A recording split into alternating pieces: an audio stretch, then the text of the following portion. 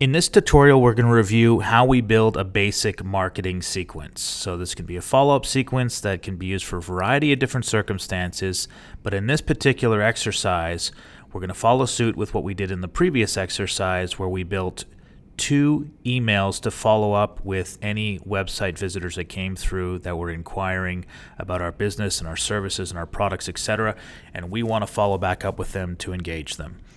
Now, in this case, we're going to automate the process by using our follow-up sequences, and we'll demonstrate that in just a minute. One thing I want to make sure of, just like I did in the previous tutorial, is that you have to have access to the marketing tab. So if you do not see this marketing tab, contact your account manager, and they'll show you how to get to it. If you don't have the right edition, they'll tell you what to do to upgrade. All right. So in this particular instance over here, we covered already Template Studio, where we built the 2 plain text emails. And then along with that, what we're going to do is we want to build our first follow-up sequence. So I'm going to click on this. So now it takes me to my follow-up sequences, and this is a list of all the sequences that I have and some general information about them. Okay. I'll cover this in brief. You can see in this list I have the name of the template, a short description about it, the number of contacts that have been added into this sequence, the number of steps that are involved in the sequence, categories which this sequence can be used in. So again, categories we're using to shorten lists as we add templates or sequences to specific actions or records. This way we can shorten the list. We'll see how that comes together when we add a contact to a sequence and why it's relevant to do that and beneficial. Of course, we have the status of the sequence, so these are in place, so they're all active. And then we can edit the sequence, we can duplicate the sequence, or we can delete it. Okay? In this case, what we'd like to do is start from scratch with a brand new follow-up sequence. So I'm going to click on the follow-up sequence at the top. All right, so it takes me into the sequence where I can begin making some, adding some properties to it and defining what the sequence is going to be used for. So at the top, I have a name for the sequence, which is going to help my users identify with the sequence that they're using and when they should be using it. So when they're looking through a catalog of sequences, they can find the right name, and then they can add the contact to that sequence within the lead and the opportunity, of course, at the contact level and the customer level. Now, they can also go ahead, we want to add a description, so we can just add some additional information about more precisely what is this sequence about. It can be generic, or we can get descriptive if we have sequences that might be very similar to one another with subtle differences. And then, of course, as I mentioned earlier, this is where the categories come in, so I want to categorize this, and I'll do that in just a moment. And then, as we did with the templates, is this going to be a marketing sequence or for events? So if this is, again, for events, it will have specific properties to it, which will help, which will coincide with event information, but we're going to keep it as marketing in this case. And, of course, I can make the sequence active or inactive. Finally, something that's very important is, do we want to make this a run-on sequence? The difference between a run-on sequence and a standard sequence is that this sequence will have 2 steps. And when it arrives at the final step and distributes the last email to that contact, it will never send that contact another email again based on the activity that's taking place in that sequence.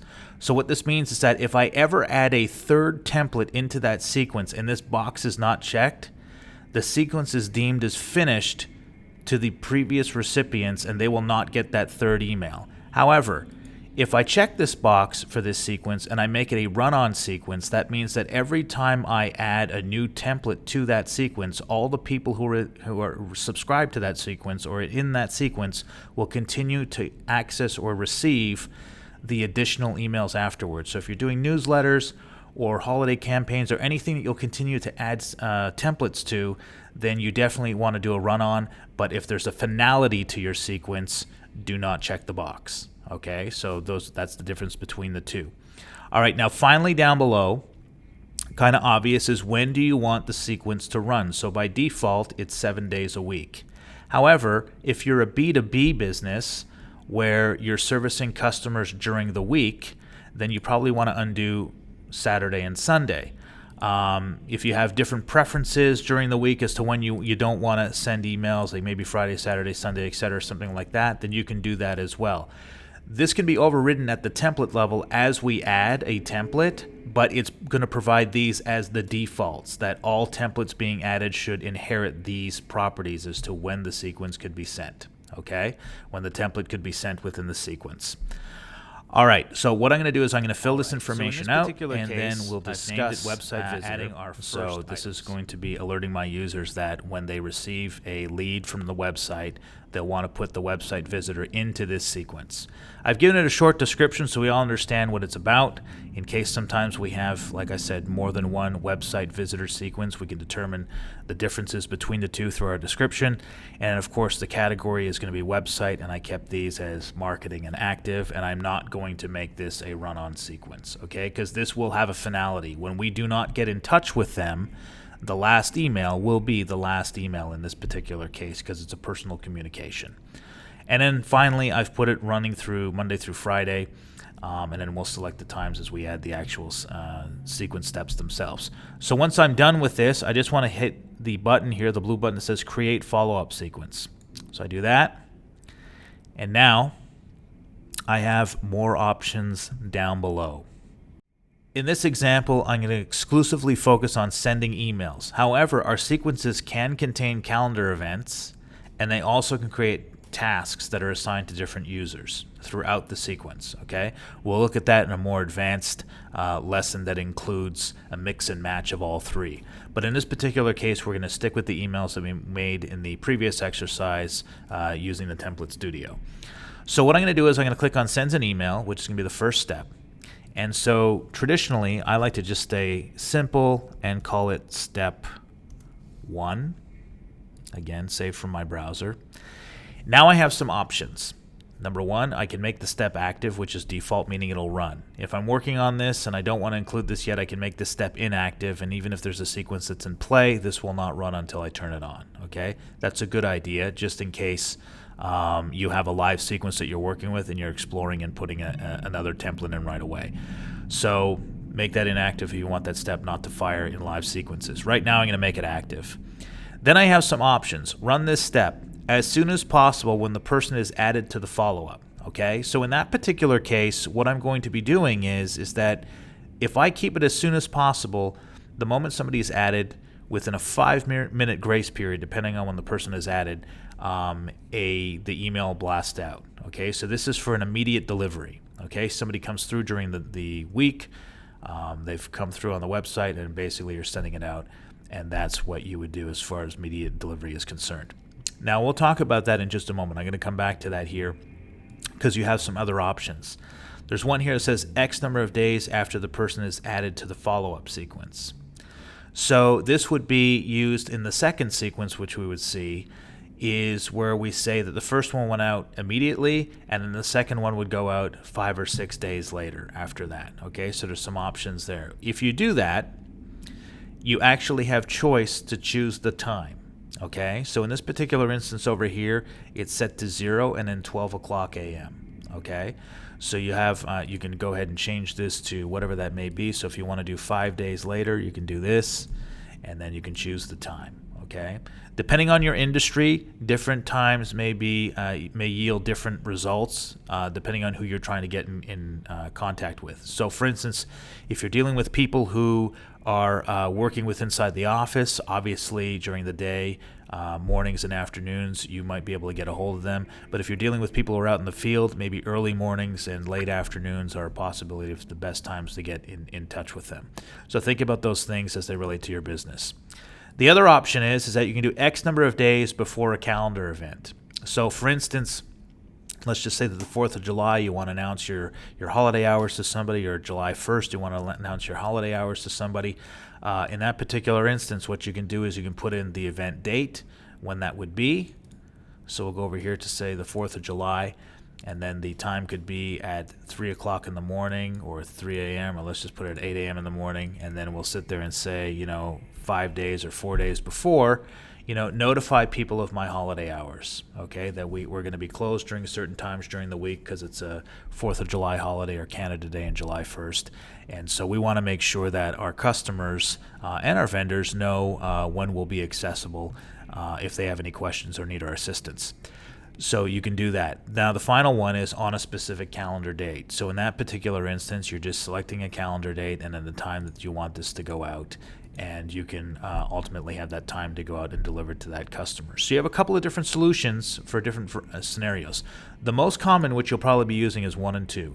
1 always being usually the first to go in the sequence, being the as soon as possible. And then the other one being the X number of days. All the other ones would follow after that, and that's just going to be determined by what your campaign is about, how often you want to have those touch points in your buying cycle and your sales cycle. So you want to know what your sales cycle is to basically from the time that you make contact with somebody to the time that you typically win the business. That's how long your sequences should last, to try and rope somebody in during that time frame. There's always the exception. We'll talk about long-term drips on another lesson, where you can continue to market to people even if they haven't made a decision within that buying cycle. But let's stick with those sequences and the X number of days after the person is added. Now down below, you can see that it's inherited the preferred days to run, but if I need to, I can override that. Okay. One thing you may want to consider in a B2B especially is that, and using the dates and the times, you want to probably not make yourself accessible on the weekends and after hours unless your particular role is involving your commitment to that. But at the same time, if you typically don't send an email to a customer normally on a Saturday or Sunday, then make sure that you don't have the system automatically doing that for you on a Saturday or Sunday, because then you'll set a precedence and people will responding back to you, and you might find yourself in a situation where you actually have to respond to them. So if you're on the boat on the weekend and you're not at home and you lead a very active lifestyle and you're out and about and you won't be available, then make sure that the system doesn't think that you'll be available and send out those emails. All right, then of course you can choose email, event, task. We're just going to do email for now. And now here is where my categories come into play. So you can see all these ones that I have down here, and I have the website leads. And as I do that, I have a couple of different ones that are already in place that have website leads. But the two that I've made in the previous tutorial are going to be included here, which is website follow-up 1 of 2, and then the other one is 2 of 2. So here what I like to do is just choose the first one. And it's as simple as that. I just want to make sure that this is going to go as soon as possible. And then I'm going to click Save. Okay. All right. So now I've added this first one, and you can see here that I have my step, my follow-up. There's a bit of information about it. The template is ready. The step is active. It's going as soon as possible, but only on Tuesdays, Wednesdays, Thursdays, and Fridays. So if this person was added on a Sunday, then what would happen is that this would actually go out. It would wait. It would bypass Monday, and as soon as Tuesday hit, it would send that out. Okay? So as soon as the midnight hour hit and Tuesday began, then it would send that out. Something to consider, you may want to use the X number of days afterwards also in your first steps and say 1 day later or 0 days later, and then put in a time and then just let that time dictate during that moment when it's going to go out. So an example would be this. If the person came through at 3 o'clock in the morning and they automatically were put into a sequence by Mothernode using the lead forms, another tutorial, we'll see that after, then what would happen is that it would wait till 10 o'clock in the morning if you told it to and say it would send out then, to make it look like it actually came from you. Again, not letting people think that you're working at 3 o'clock in the morning and you're responsive to emails. So things to consider there. Play around with these. Always try your sequences on yourselves and people in your team, and just make sure that they feel good and they feel natural when they're coming through, and then put them in play with your customers and your prospects. Off to the side over here, we don't see it now, but we will see some data here, and this will help us in another video determine, we can see sort of the analytics that we have access to us as to what is piquing people's interest most, and we'll be covering that in the dashboard lesson, etc. Right now I can edit the actual template from here. I can make some changes to the name of the template, etc. I can also go directly into the design studio if this is an HTML template. If I want, I can go ahead and duplicate this, and I can delete this as well. So I have a couple of basic functions here. All right, so I've got my first one. Let's go ahead and do the next one. So for the sake of time, we're going to call this one Step 2. And now, everything is just as familiar. What I'd like to do here is, first of all, take my website lead, my second one, That's the one that we made. And now what I'd like to do in this case here is make this go out maybe 5 days later, okay? And again, at a reasonable time, probably 10 a.m. in the morning, and now I'm going to click Save. And now we have our 2 sequences. Basically, or the 2 sequence steps here that we have. We can add more if we want, but in this case, we have everything we need to get going and actually test this. One thing to note before we go ahead and test is when it comes to testing in your environment, you don't want to have to wait 5 days for the second one to fire. So what you can do is you can click on this and change this to go as soon as possible. But this is very important. You've now told the system to send out 2 emails as soon as possible when the second one is actually supposed to go out 5 days later.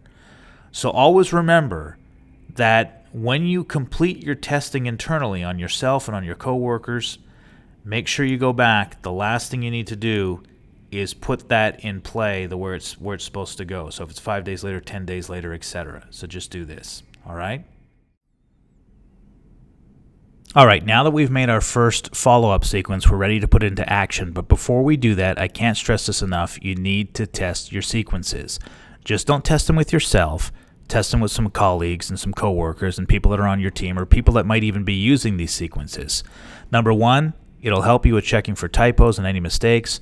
Number 2, it'll give them the recipient's experience of what it's like to receive these emails. Are they too long? Are they too short? Are they wordy? Whatever that may be. So you get some constructive feedback that can help you perfect that sequence. As it relates to putting these sequences in play, there are 2 basic options that you have. 1, automated options, things that will happen automatically, or manual options. You can actually add a contact to a sequence, or you can choose not to. So let's talk about the most obvious. In this particular case, it's a website lead. So naturally, it would be good to place it within the website lead capture form. So when I take a look at my lead capture forms, and again, there's other trainings on this that show you how to build these lead capture forms and how they work, etc. I'm not going to be covering that in this lesson. But going down below, you can see here I have Mothernode sequences. And the very last one is the website visitor one. And I'm going to go ahead and I'm going to click Save. And that now means that anybody that fills out this form on my website will automatically be put into that sequence. Okay, so they'll automatically come through. And as you can see, you can put them in other ones at the same time. Okay, so if there's newsletters or there's long-term nurture campaigns that you want to put them in as well, you can do that all from here within the lead capture forms. The other way to do it, at the lead level, if I went into my leads and my opportunities, then basically I can open up this one here as an example, and then down below I have another contact here by the name of David Watterson, and I can see by this he is already being dripped to. This means this symbol, when you see this in the list, it automatically means that this person is already put into a lead nurturing sequence, 1 or more. Okay, so I just click over here on Manage Follow-Up Sequences, and as I can see, they're already here. I can remove this one if I want, but in this case, assuming that they were new and they came through, I can just choose the website visitor. So you can see where my categories come into play as well. It shortens the list for me because without it, I would have a much longer list to choose from. So this helps me choose on my website leads, put this person in here, and then I'll click Add to Follow-Up Sequence. Now you can see the first one is going to be delivered on this day very shortly, and then the next one is going to be delivered 5 days from now, which is going to be on the 22nd at this particular time. At any time I can make changes, I can cancel a step, I can reschedule a step to take place at another time. In this case, if I had another one, I can even run it ASAP. So those are your 2 basic options as it relates to adding contacts into follow-up sequences. There's another lesson that will cover the dashboards and reviewing the information of who's read what, and also advanced options, including rules and how to apply those rules directly into your lead nurture sequences. So when certain things happen, then certain sequences are fired. Try that out. Stick with something basic, and you won't go wrong.